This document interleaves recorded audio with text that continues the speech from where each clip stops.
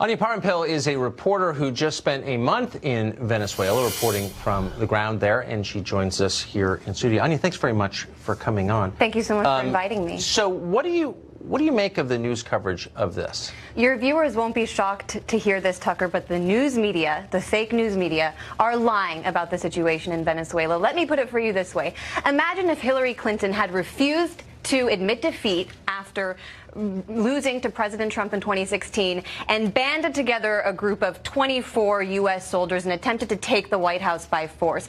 I don't think she'd be walking freely on the streets the way Juan Guaido is walking right now in Caracas, and I certainly think the news media would be calling it rightfully a coup.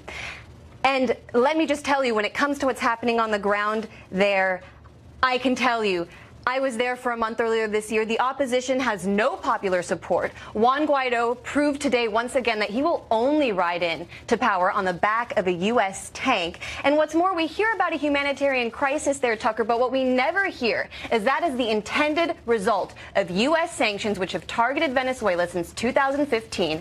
Sanctions which, according to a report that was released just last week by the Center for Economic and Policy Research, has led to the deaths of 40,000 Venezuelans and will lead to the deaths of thousands more if these sanctions aren't overturned.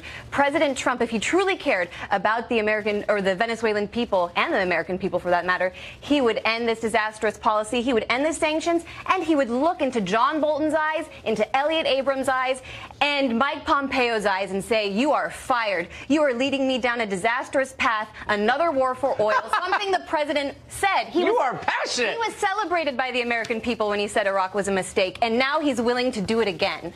But it is a bipartisan thing. I mean, Biden came out today and said he agrees. Absolutely, it is a bipartisan issue. So, it's interesting. It would be interesting to know why that is. I believe in an open debate, and I'm not sure I agree with everything you said, but I'm glad that you could say it here.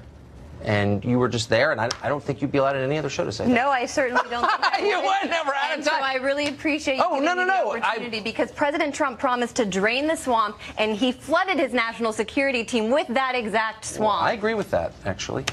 Anya, thank you very much you, Tucker. for your perspective. Good to see you. Thank you.